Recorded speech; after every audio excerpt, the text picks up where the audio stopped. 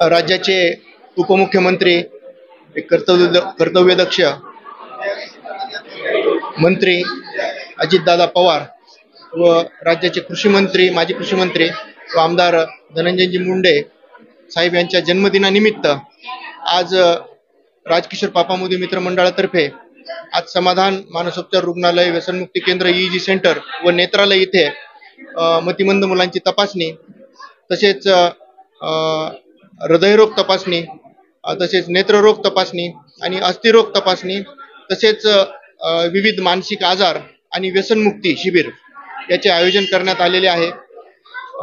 राजकर्त्या लोकांनी समाजकारणामध्ये लक्ष दिले पाहिजे आणि समाजाच्या सेवेमध्ये काहीतरी आपला सहभाग नोंदवला पाहिजे, हा निखळ हेतू ठेवून एक सामाजिक भावनेशी बांधील राहून आम्ही हा कॅम्प घेतलेला आहे।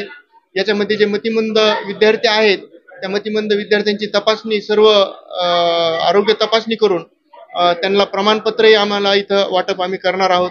तसेच व्यसनमुक्ती हा या समाजाला लागलेला हा शाप आहे। या व्यसनाधीनतेमुळे अनेक संसार देशोधडीला मिळालेले आहेत। तो एकटा माणूसच परेशान नसतो व्यसनाधीनतेमुळे, तर त्याचं कुटुंबीय परेशान असतं, त्याचे नातेवाईक परेशान असतात आणि त्यामुळं ते व्यसनमुक्ती शिबिर आम्ही इथं ठेवलेलं आहे।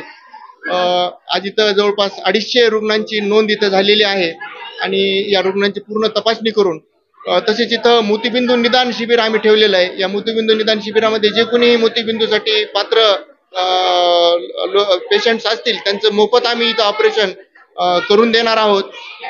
या शिबिराचा लाभ अनेक जणांनी, अंबाजोगाईकरांनी घेतलेला आहे। आमचे मार्गदर्शक राजकिशोरजी पापामुदी यांच्या प्रेरणेतून, संकल्पनेतून हा कार्यक्रम आम्ही इथं ठेवला आणि त्याला अंबाजोगाईकरांनी उत्स्फूर्त भरघोस प्रतिसाद दिलेला आहे। धन्यवाद। यानंतर डॉक्टर चंद्रकांत चव्हाण सर यांना विनंती आहे की आपण या ठिकाणी थोडक्यात आपलं आजच्या या कार्यक्रमाला उपस्थित असलेले नेत्ररोग विभागाचे जोडी दरडे सर, मान्य तालुका वैद्यकीय अधिकारी लोमटे सर, राजेश हिंगोले सर, सर्व माझे पत्रकार बंधू आणि सर्व पेशंट, आजचा हा आरोग्य शिबिराचा कार्यक्रम हिंगोले सरने ठेवला म्हणजे खूप असं कौतुकास्पद आहे आणि ह्या विद्यार्थ्यांना बघितलं ना खरंच त्यांची काळजी घेण्यानंतर कौतुक करावं असं आहे। हे बी आपले एक समाजाचे घटक आहेत आणि आरोग्य शिबिर चांगले पार पडेल पैल देतो आणि 2 शब्द बोलण्याबद्दल संधी दिल्याबद्दल धन्यवाद। माझा सन्मान केला त्याच्याबद्दल धन्यवाद। जय हिंद।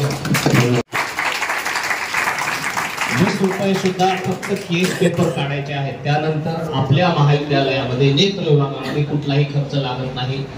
आज मी 30 आपल्याकडे जे बाहेर फोल्डेबल लेन्स आणि फेको सर्जरी नावानं जे प्रसिद्धी केली जाते त्या प्रसिद्धीला आम्ही त्याच्यापेक्षा जास्त चांगल्या प्रकारे मेडिकल कॉलेजमध्ये फेको इमल्सिफिकेशन सारख्या सर्व अवघड शस्त्रक्रिया करत आहोत। मी फक्त इथे एवढं सांगू इच्छितो की या सर्व शस्त्रक्रिया मोफत होत आहेत आणि आपल्याकडे अतिशय तज्ञ डॉक्टर, हे तज्ञ डॉक्टर काय काम करतात माझे मित्र परमेश्वर तिथे होते पाहिलेले आहेत, त्यांनी आमची सेवा केली आहे। तर रात्रंदिवस लोक काम करतात। हे फक्त हॉस्पिटल तुमचं आहे, गरिबांचं आहे, गरिबांची सेवा। आमच्याकडे श्रीमंत पत्रकार, अगदी लोकमतचे मोठे मोठे पत्रकार, डॉक्टरांचे सुद्धा ऑपरेशन झालेले। त्यामुळे मी फक्त सर्वांना विनंती करतो की ज्याला ज्याला गरज आहे, ज्याला ज्याला डोळ्याचे प्रॉब्लेम आहेत त्यांनी आपल्या वैद्यकीय महाविद्यालयामध्ये नेत्र विभागामध्ये 9 नंबरच्या ओपीडी होऊन त्याचा फायदा घ्यावा। आणि आज या ठिकाणी माझे विद्यार्थी आहेत ते सर्व तपासणी डोळ्याची करतील। त्यामध्ये जर कुणाला मोतीबिंदू असेल किंवा चष्म्याचे नंबर असतील तर आपण चष्म्याच्या नंबरची तपासणी तिकडे करणार आहोत, पण मोतीबिंदू असल्यानंतर ऑपरेशनची मात्र सुविधा आपल्याकडे मोफत आहे। एवढं बोलून मी इंगोले सरांना खूप खूप धन्यवाद देतो। त्यांनी मला इथे कार्यक्रमासाठी बोलवलं त्याबद्दल त्यांचे आभार। महाराष्ट्राचे लाडके उपमुख्यमंत्री अजितदादा, तसेच परळी मतदारसंघाचे सर्वांचे लाडके आमदार आणि माजी मंत्री, कृषी मंत्री माननीय धनंजय मुंडे साहेब यांच्या वाढदिवसानिमित्त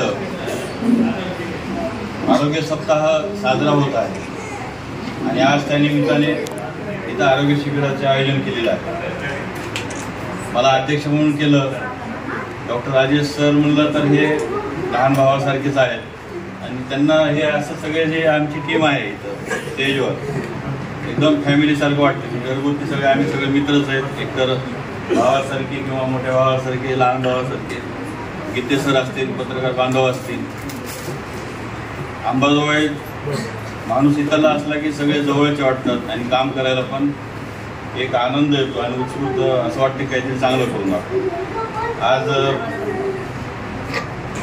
आम्ही जे आहेत प्रशासनामध्ये आमचे मित्र असतील, कराडे सर असतील, चंदू सर असतील किंवा अंजन आशुतोष, आम्हाला तेवढं काही बोलता येत नाही. तुम्ही पाहिलं की डॉक्टर राजेश सरांनी बोलल्यानंतर आम्हाला काही उरतंय असं वाटत नाही.